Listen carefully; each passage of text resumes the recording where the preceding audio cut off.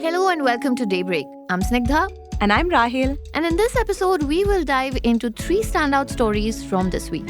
First, why the fight between every Indian's favorite namkeen brands, Haldiram's and Bikaji, just got spicier. Second, the controversy around Urban Company's newest pet project. And finally, the latest from 2x2, where our colleagues Rohin and Praveen discuss what the fourth wave of tech exports from India will look like.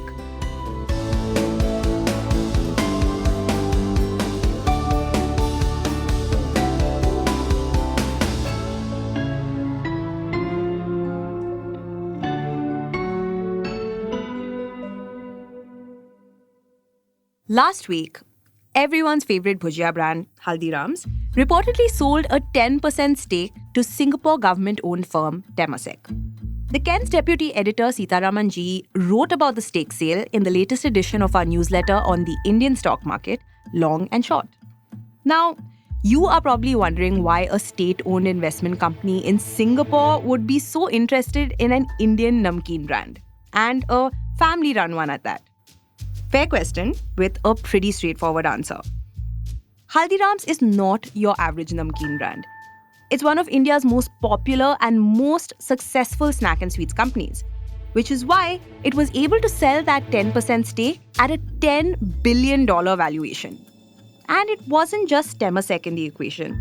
Some of the world's most prominent investors, the likes of Bain, Blackstone, and the Abu Dhabi Investment Authority, all wanted a bite of Haldiram's.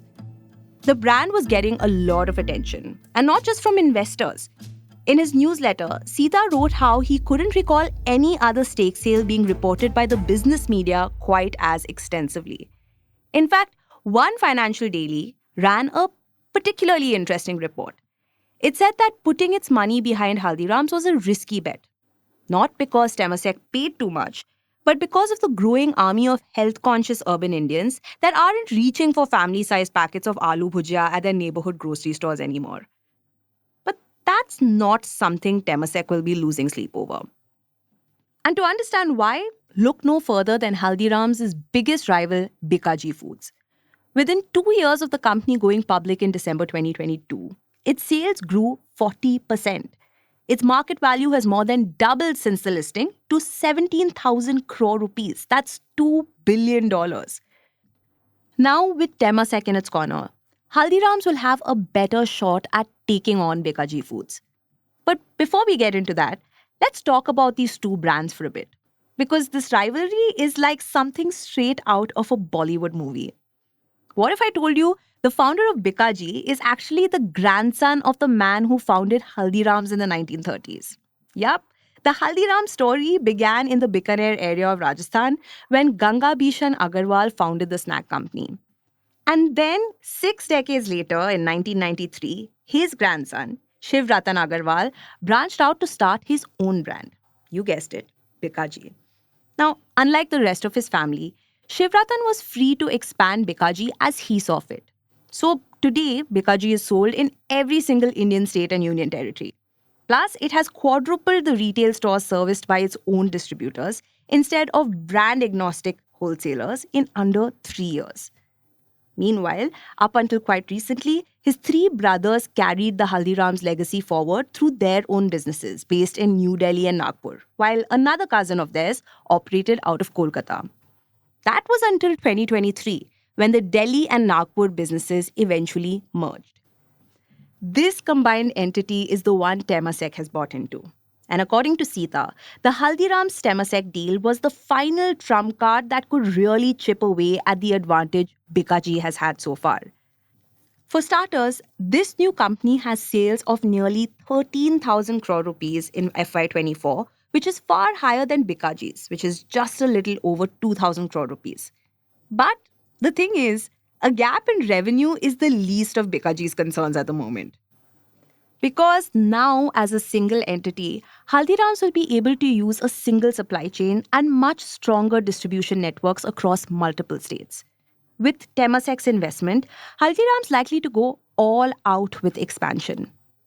But of course, there's still no room for complacency because while private equity giants and sovereign wealth funds have been circling Haldiram's, foreign portfolio investors continue to lap up Bikaji's shares. Their stake in the company has more than doubled since the listing to nearly 8%. Their domestic counterparts, meanwhile, have also raised their holdings. But they may not continue to be so enamored by the company. After outperforming the Nifty 500, Bikaji has fallen more than the index this year. The days of Bikaji punching above its weight may be over. Before we get into the next segment, my colleagues Rohin and Praveen, who host the Ken's podcast 2 by 2, have a very exciting announcement to make.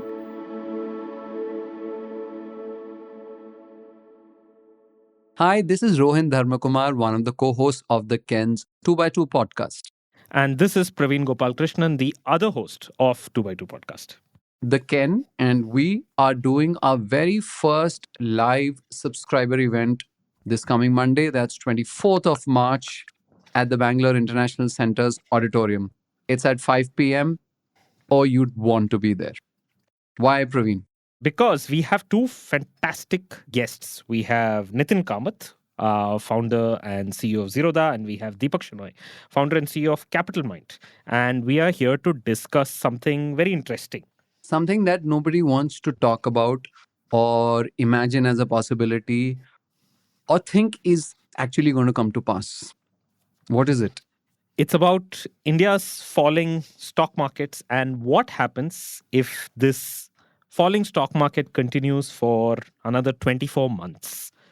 What are the effects of that? That's right.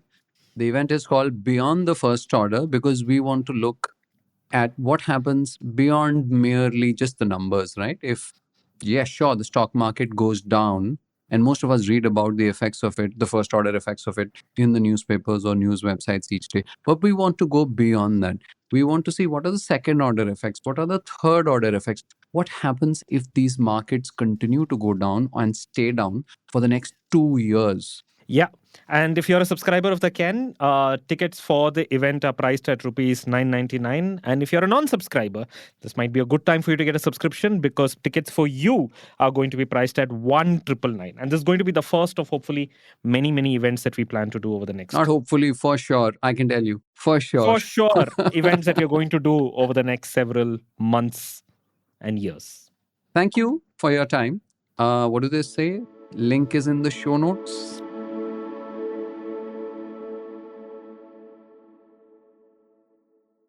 How much convenience is convenient enough?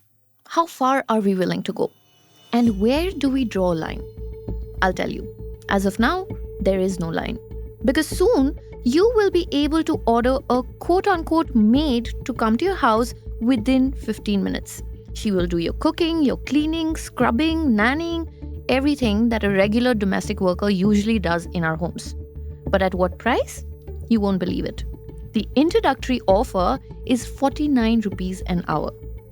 Well, this is all thanks to Urban Company, the at-home services marketplace from India, which recently launched a service called InstaMaid.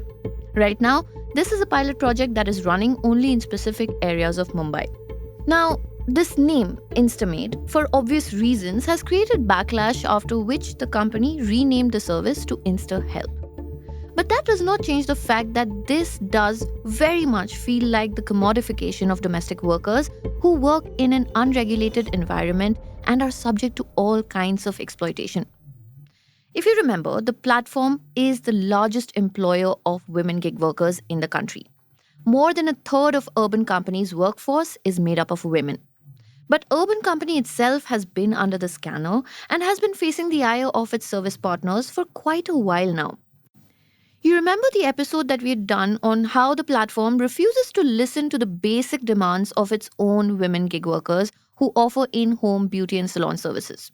We discussed Urban Company's history of stringent ratings, high platform commissions, and arbitrary penalties with two of its own workers. So the fears that this new model could lead to unrealistic performance expectations and increased job insecurity is absolutely valid.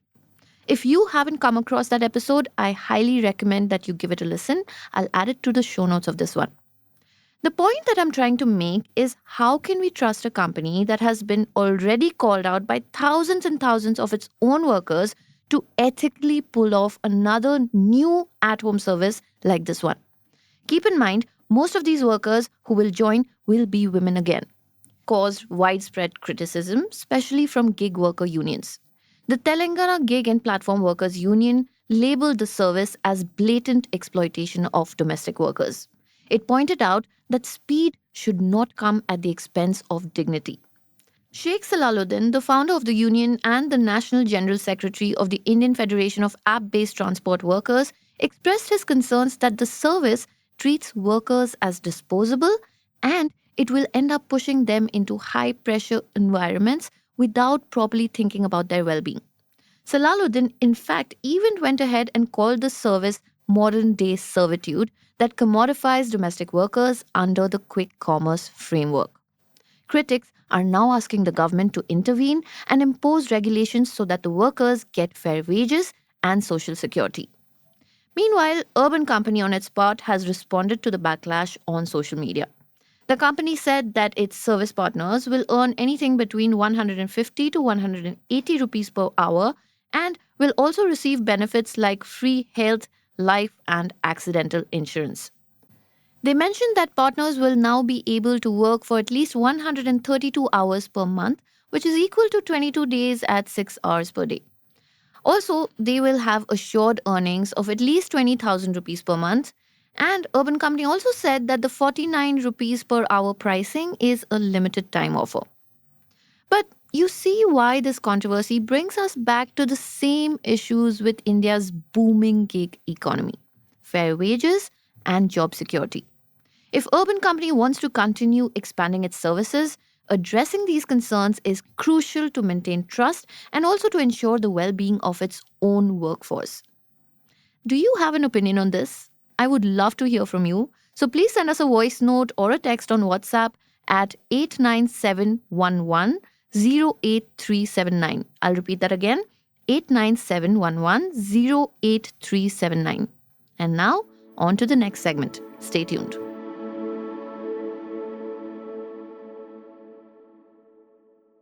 What does it take to grow a global brand today? First, there was the services wave of exports led by Infosys and Wipro. Then companies like Zomato, Oyo, and Ola entered the picture and tried to expand their operations globally. The third wave was headlined by SaaS companies like Freshworks and Zoho. But what will the fourth wave of tech exports be like? In the latest episode of the Ken's podcast 2x2, hosts Rohin Tharmakumar and Praveen Gopal Krishnan are joined by two founders who are in many ways at the forefront of that fourth wave. Mohit Kumar, founder and CEO of Ultrahuman, and Lalchand Bisu, co-founder of Kuku FM. They explain what the fourth wave is going to be. Here's a little sneak peek of the episode. Mohit, what's it for you for Ultrahuman? What is the larger trend that's spurring you? What do you see as the wind behind your sails? I would say that if I just do like a recce of what happened, like a reverse recce essentially, I think one thing, there were few forcing functions that actually helped us think about the global markets and actually make the global shift in our business. One was quite clearly the fact that we started just before COVID. We were pretty much unsure if we build this for India, how large this business is going to be. So from day one, we started saying that, look, this is a global business because health is a global need. There is no local value that we can add in the business. 90 to 95% of the folks we met initially, either for a raising capital conversation or for even for hiring, basically said that, like, look, if you're building a global business, why don't you incorporate in the US and move to US and build this? We couldn't find logical reason of what would moving to US actually enable for us, like both the incorporation as well as moving physically. Yes, you could learn from folks in the US and the US consumer patterns, trends, which credit cards they use, where do they shop, etc. But we already had like enough people in the team who had spent a lot of years in the US. We could learn from just meeting investors in the US, but it'll be harder for us to make that shift as a US company and then tell that story that this is the reason why we moved to the US. Although like some SaaS companies were doing that back then. Initially, we thought that before we take that drastic step in the business, maybe let's just build the product and see what a US consumer actually needs. Let's try to understand their mindset. And not just a US consumer, like a consumer in India is also a consumer. They're value conscious. That doesn't mean that they're not a customer. So we started thinking this more first principles ground up back then. All right, that's about it from us this week. Thank you for tuning in and see you next week. Daybreak is produced from the newsroom of the Ken, India's first subscriber-focused business news platform. What you're listening to is just a small sample of our subscriber-only offerings. A full subscription unlocks daily long-form feature stories, newsletters, and podcast extras. Head to theken.com and click on the red subscribe button on the top of the Ken website. Today's episode was hosted and produced by Rahel Philippos and I, Snigdha Sharma, and it was edited by Rajiv CN.